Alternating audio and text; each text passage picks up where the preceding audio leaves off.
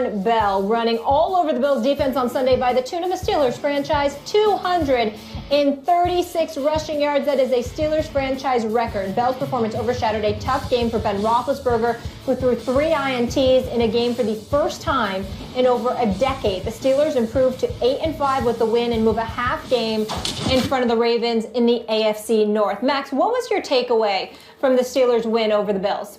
Well, listen, it's no surprise. I'm not going to try and get fancy about it. Le'Veon Bell. Look, Ezekiel Elliott gets a lot of credit this year running behind that amazing offensive line, and Ezekiel Elliott is an excellent player and rightfully talked about as even an MVP candidate this year.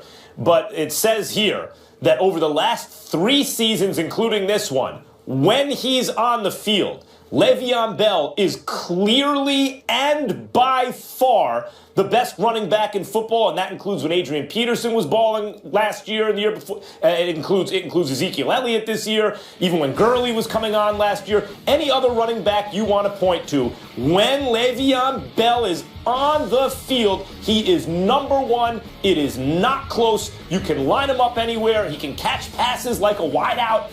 He's a great runner. I mean, look at some of these runs. Patient, explosive, an amazing player. When I think about the greatest running backs I've ever seen, if his career doesn't have the longevity or he's not available every game as some of the other guys have been, he will be to me like what Gale Sayers was to a previous generation. All I know is when my eyes were on him, that's as good as I've seen. When I think about the Steelers, you know, I looked at Le'Veon Bell perform yesterday, and you know me, I love Mike T. I'm like, what the hell were y'all doing? You, Todd Haley, why wasn't this man getting the ball for? You know, I mean, what is going on? Why? Because there were games where he barely got, the kind of attempts that you would anticipate he'll get. He's running the football, and remember, D'Angelo Williams is out. What if he comes back? The two of them come playoff time. It could be something special, no question about it. I still am suspect on the Steelers' defense, and because of that, I have to give Kansas City the edge as being the number one threat to the New England Patriots within the AFC. The Steelers could beat anybody, but they could also lose to anybody. Whereas Kansas City, you're going to have to beat them. They're not going to beat themselves. And their defense are just rife with playmakers. Eric Berry and Peters and the crew, they just know what they're doing. They know how to make things happen. Jamal Charles comes back, they'll be even more formidable. But even without him, you got Spencer Ware, you got Alex Smith, who usually is not going to beat himself. Jeremy Maclin was out for a few games. He's back. Kelsey's been balling. And so when I look at it from that perspective with the Andy Reid coaching this crew, I don't think there's any question that Kansas City is the most formidably consistent threat. Oakland, is your offense going to show up? Rather, is your defense going to show up? I'm sorry. The Steelers, is your defense going to show up? Okay? But the Kansas City Chiefs, all they have to do is be themselves. You don't have question marks. The real question mark about Kansas City, are they good enough to beat the New England Patriots and Tom Brady? That's it. Yep. Outside of that, they can beat anybody else because they're just consistently thorough, focused, and professional in that regard. Yeah, I totally agree. This game doesn't make me think the Pittsburgh Steelers are the number one team in the AFC. I do agree with Max. Le'Veon Bell is the best running back in football. I don't think it's close. I think when you look at everything that he can do both in the passing game and the running game, he's proven that. Now, the issue is this for me. If I'm the New England Patriots, if I'm the Kansas City Chiefs, the team you don't want to see get in is the Pittsburgh Steelers. You don't want to see that team with that offense, with that quarterback. Even though Ben Roethlisberger threw 3 interceptions yesterday, you know this team's pedigree. You know the coach's pedigree, you know the quarterback, and you know what this offense can do. And so when you see a team like this having an opportunity, they get hot. Yeah, listen, you never know. Who wins on Christmas Day is important to everybody in football. When the Baltimore Ravens and the Pittsburgh Steelers play for the AFC North Championship, which it should be. I'm so glad it's not Cincinnati, and we never thought Cleveland was going to be a part of it. It's what this division should be. The winner of that game is going to be trouble, and I think it'll be the Pittsburgh Steelers. And with Ben Roethlisberger and that offense, nobody wants to see them in the playoffs. One point about the Steelers, if they can't stuff the run, they ain't going to win. And that's the number one takeaway for me was Le'Veon Bell. But number two is, if they can't stuff the run, how are they going to beat Kansas City or any of those elite teams. So I don't think, and I didn't think Pittsburgh going into the season was going to get out of the AFC or even be in the AFC Championship game necessarily. And that opinion, that feeling has been reinforced watching them struggle against the run. Yeah, I understand that. When Kansas City and Pittsburgh met, it was very early in the season. It was before Kansas City really got on this run that we've seen them on. But it was a blowout. Like it was a massacre. It was not pretty, and we've seen that in that matchup of those two teams. Obviously, it'll be in Kansas City if it takes place again, so that could be a huge difference. But this team matches up well against everyone as far as being able to put up points. And and you know this, Matt, more than anybody. Styles make fights, and so depending on the matchup, the Steelers can be a tough team to beat. And Stephen A., you mentioned Mike T., of course, your former coach. With the win, Mike Tomlin won his 100th regular season game and is the third straight Steelers coach to reach 100 wins. As for the Bills, a lot of turnover there. If he wasn't on the hot seat already, he's feeling the heat now. The Bills started the season 4-2, but since then have lost 5 of the last 7 games. Rex Ryan, what's up with the job situation? Guys, I'll promise you one thing. It's the first I've heard about a rumor about it or whatever. Well, I never did until you guys just said something, so that'll probably tell you how true it is. I don't have any idea, guys. I mean, I'm just got through putting everything into a game that we just got beat, and we'll put in everything we have moving forward. But to answer questions, about anything else, about, rumors or anything else, I think is ridiculous. Stephen A., does Rex got to go right now? Yes, Rex Ryan needs to go right now. I take no pleasure in saying that because I happen to like him. But the reality of the situation is that you're in a results-oriented business, and the results speak for themselves. I'm looking forward to Rex Ryan working for ESPN in the near future. He's great on TV. Or being a defensive coordinator for some other team. What he has no business doing is being a head coach in the National Football League. The only complimentary word you can say about Rex Ryan is that he's not Jeff Fisher. That's it. He hasn't. Rough day for Jeff Fisher. He doesn't have. Listen, don't get me started. We're not going to get. That was bad, though. We're not going to get in. Listen. Sorry to distract you. No. You're not having to distract me, and I'm very serious, Max. I'm not joking, Ryan. I'm not joking when I'm saying this. The only reason I didn't come in today and talk about Jeff Fisher is because my mama asked me not to.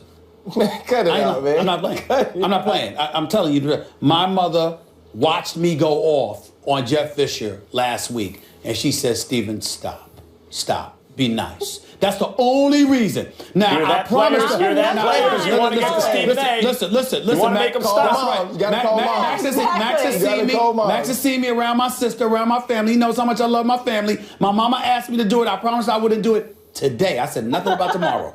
But today, I'm going to let it pass. Because Jeff Fisher is an absolute...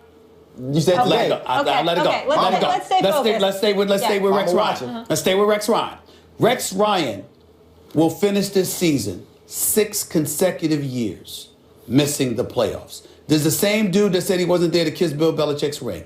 There's the same dude that in his introductory press conference when he took the Bills job, is the mic on? It's about to be on. And we going to go to the playoffs and all this stuff. He bloviates a lot. His results are small. It is time for a change. And bottom line is this. They got to make a decision about Tyrod Taylor. And clearly he wants to keep Tyrod in there. The executives, Doug Whaley and others, would like to go in a different direction because they don't want to owe Tyrod Taylor $27 million next year if he gets injured. So the bottom line is you might have to get Rex out of there. It's going to save them in a variety of ways. Rex Ryan, not so much Tyrod Taylor because I don't know about that. But Rex Ryan is clearly proven he has no business being a head coach in the NFL. In the years that Rex Ryan and Tyrod Taylor have been together, they have never come back in a game. And I'm not saying come back in the fourth quarter. If they are losing, at any point, they Never. lose. At any point. Never. They lose. At any point. All right, look, guys. And that's not a good thing. Go ahead, Max. No, go ahead, Ron. Sorry. What Rex Ryan has shown us, though, and what we've given him the opportunity to show is he can't coach all of football. That's right. And that's why I agree with you, Stephen. A defense coordinator, he can do that. He is big time at it. But he hasn't learned how to develop quarterbacks. He hasn't learned how to develop offenses. And we've seen that after the first 2 years with the Jets, the steady decline in his record and also his offensive production. He needs a strong offensive coordinator. Look, right. But you have to be able to locate that, man. You have to be able to project who can be a strong offensive coordinator and let them do their jobs. Rex Ryan is a solid coach, and the Bills have not been, they've been irrelevant for a generation since Marv Levy. I mean, like, when was the last, they're actually a relevant team now in this sense. They're a tough out. Week in and week out, you don't know if they're going to lose. You see a team has to go to Buffalo, play the Bills, or they just got the Bills on the schedule. You go, yeah, you know, that's a tough game. So we'll how's see. he solid? So that's a solid, by definition, that's solid. No, it he has isn't. taken. Here's the issue, Max. Max, if you're Rex Ryan, this is Hold my on, thing. let me You finish got to be this point. strong when you're strong. Let me finish this point.